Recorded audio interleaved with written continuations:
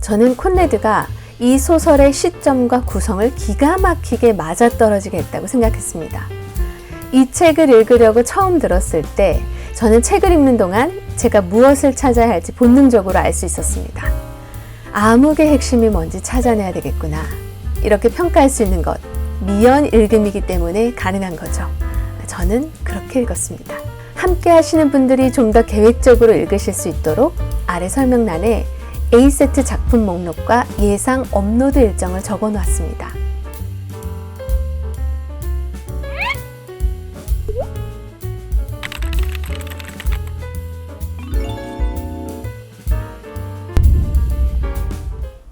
안녕하세요. 책 읽는 미안입니다. 이번 주는 민음사 세계문학 전집 7권 조지프 콘레드의 암흑의 핵심 읽고 왔습니다. 굉장히 다른 작가들의 굉장히 다른 작품들을 읽어가고 있는데요. 지난주 허클베리 핀의 모험과 이번 주 암흑의 핵심, 공통점이 있습니다. 바로 강이 주요 배경으로 나온다는 거예요. 지난주는 미국의 미시시피 강이었고 이번 주는 아프리카의 콩고 강입니다. 칠흑 같은 어둠, 쥐 죽은 듯한 정적 똑같습니다. 그러면 분위기가 비슷하겠네. 전혀 아닙니다.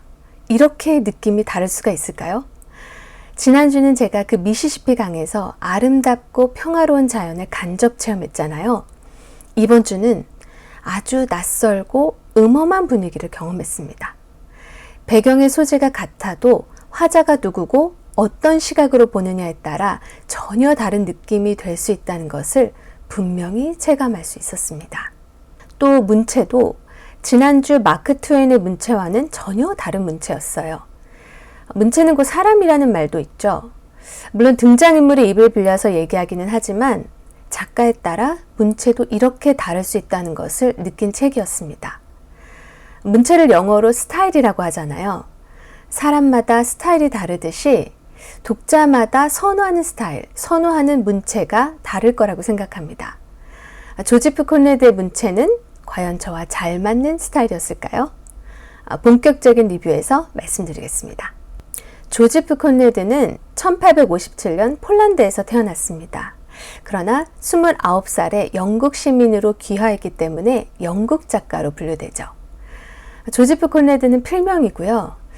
본명은 좀 긴데 유제프 테오도르 콘라트 코제니오프스키라고 합니다. 부를 땐 줄여서 불렀겠죠? 당시 폴란드는 러시아, 프로이센, 오스트리아 3국이 분할 통치를 하고 있었습니다.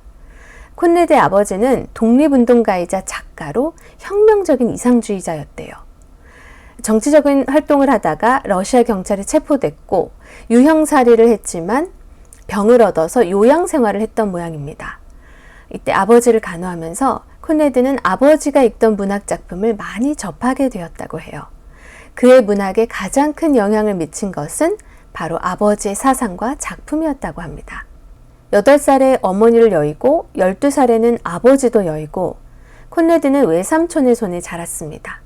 콘레드 하면 해양문학이잖아요. 일찍부터 배를 탔는데요. 17살에 프랑스 상선을 탔던 것이 계기가 되어 이후 37살에 지필에만 전념하기까지 계속 선원 생활을 했다고 합니다. 1등 항해사 자격시험, 선장 자격시험에도 합격했다고 하니 해양문학이 그냥 나온 게 아니네요. 콘레드가 영국인으로 귀화한 것은 영국 범선을 타면서 영어를 배우게 된 것이 계기가 되었습니다. 콘레드는 문명과 야만, 식민주의와 인종주의의 어두운 그늘을 파헤친 작가로 알려져 있고 헨리 제임스와 더불어 20세기 영국 소설을 개척한 작가로 평가받고 있습니다.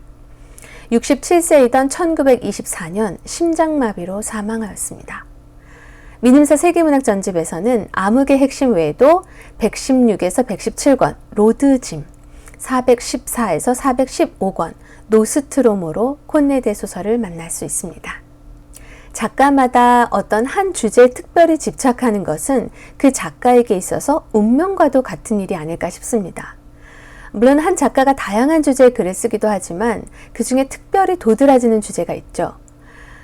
조지 오웰이 전체주의를 반대했고 마크 트웨인이 노예제도와 인종차별 문제에 집중했다면 콘레드는 제국주의, 식민주의의 어두운 그늘을 오래도록 바라본 것 같습니다. 이 책은 한마디로 말로라는 인물이 자신의 경험을 들려주는 이야기입니다. 처음에 나라는 1인칭 화자가 나오는데요. 우리는 그 나가 누구인지 거의 정보를 얻을 수 없습니다. 그냥 말로와 같이 배 안에 있는 선원, 그게 다예요. 템즈강 하류로 가려면 썰물대를 만나야 하는데 밀물대인 바람에 배를 정박해 놓고 말로라는 인물의 경험담을 듣는 겁니다. 나의 역할은 그게 다예요.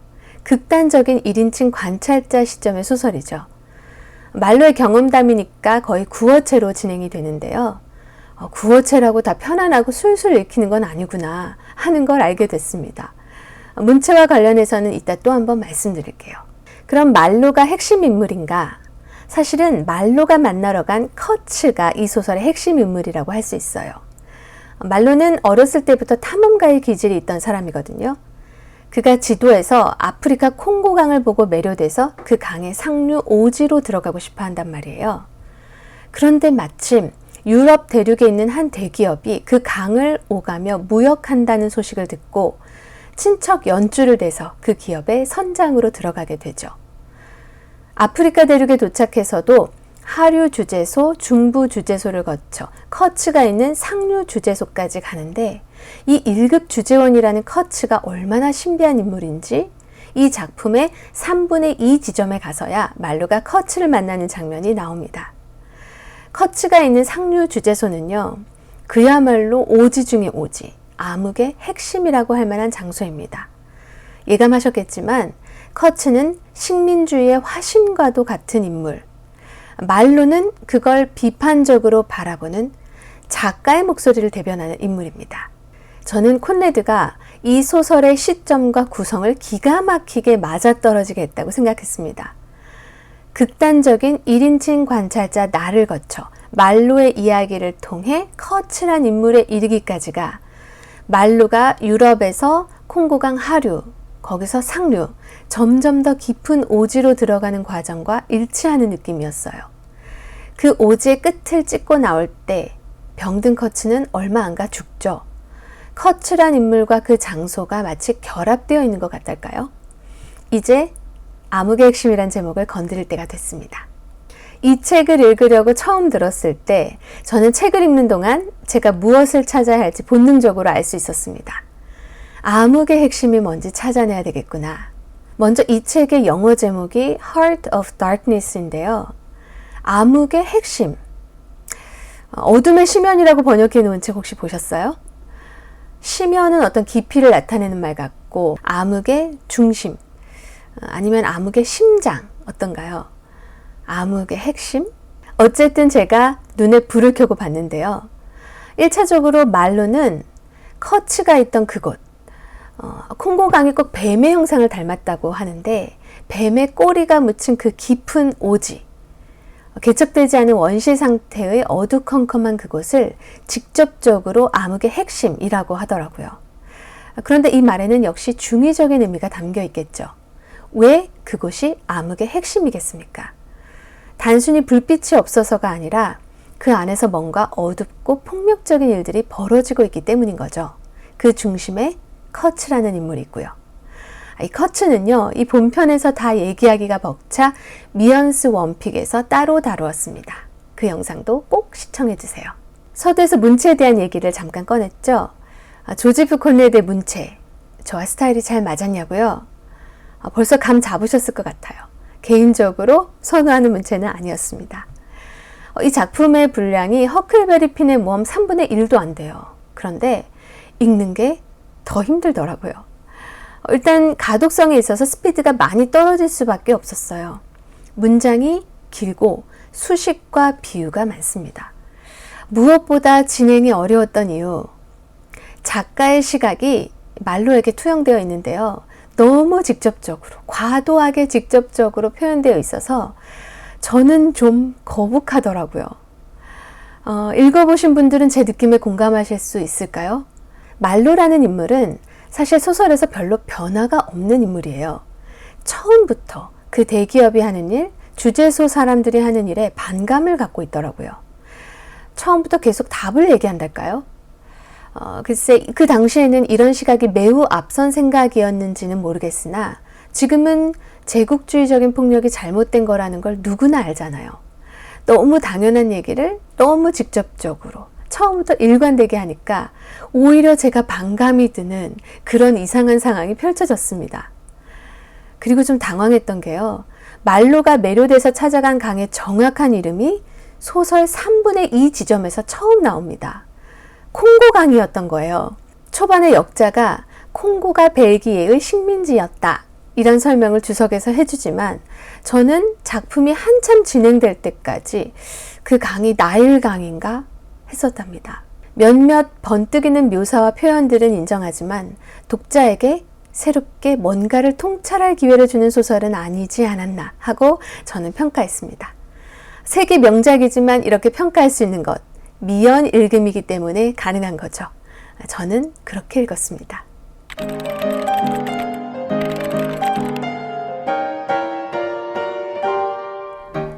바로 커츠입니다. 매우 부정적인 인물이지만 신비스러운 인물이기도 해요. 이 작품에서 가장 주목할 만한 인물임에는 틀림없습니다. 사이비 교주 같은 느낌? 많은 사람들이 신봉하는 사람에게는 뭔가 보통 사람과는 다른 특징이 있겠죠. 그 특별한 점을 직접 관찰해 보고 싶습니다.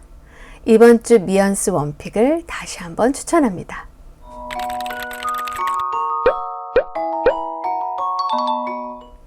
이 책을 마무리하는 단어는 미지입니다. 미지는 알지 못하는 것을 말하죠. 알지 못하기 때문에 사람들은 탐험을 합니다. 미지의 세계에 대한 막연한 동경이 있으니까요. 말로는 신비에 쌓인 미지의 그곳에 가고 싶어 했습니다. 그런데 그곳에는 약탈과 폭력이 있었습니다. 왜 그런 일들이 일어났을까요? 미지. 정복자들이 원주민들을 제대로 몰랐기 때문이라고 생각합니다. 그들도 같은 인간이라는 것. 원초적으로 보여도 그들만의 문화가 있고 땅의 주인인 그들에게 권리가 있다는 것을요. 마지막으로 커츠는 왜 결국 죽기 전에 그 끔찍한 실체를 알게 될 삶을 살았을까요? 미지. 자기 자신에 대해서 몰랐기 때문입니다. 자기 스스로가 파괴된 자기 영혼의 최고 피해자라는 것을 그는 죽음의 경계로 넘어가면서야 알게 되었습니다. 제가 민음사 세계문학전집 챌린지를 하게 된 이유는 여러 가지가 있는데요. 그 중에 너무 잘 알려져 있지만 나 스스로가 선뜻 골라 읽을 것 같지 않은 작품들을 통과해보자는 의도가 있었습니다. 이 소설을 읽고 그래, 바로 이런 소설이지 했습니다. 미연 읽음에 업로드되는 영상은 사실 책을 읽으신 분들에게 가장 재미있을 영상입니다. 그러나 같은 속도로 따라가기 힘드신 분들이 아마 훨씬 많을 거라고 생각합니다. 어떤 분은 읽고 나서 영상을 보려고 계속 썸네일만 확인하고 계신다는 분도 계시더라고요. 그래서 함께 하시는 분들이 좀 더 계획적으로 읽으실 수 있도록 아래 설명란에 A세트 작품 목록과 예상 업로드 일정을 적어 놓았습니다. 물론 당장 내일 일도 모르는 것이 인생인지라 예정에 불과하기는 합니다. 아무쪼록 예정대로 잘 진행되기를 바라고요. 함께 읽으시는 분들께 도움이 되었으면 좋겠습니다. 다음 책은 8권 토마스 만의 소설입니다. 독일 작가죠. 토니오 크레거 트리스탄 베네치아에서의 죽음. 네, 이 세 편이 들어가 있는 책이 아니고요. 이 세 편을 포함한 토마스 만의 대표 단편 8편이 들어가 있습니다. 어떤 방식으로 리뷰를 하게 될지는 아직 모르겠지만 8편 중에 가장 좋았던 단편 뽑기, 이건 꼭 할 것 같습니다. 좋아요와 댓글은 영상 제작에 큰 힘이 됩니다. 구독, 알림 설정 잊지 마시고 꾸준히 오래 같이 읽어요.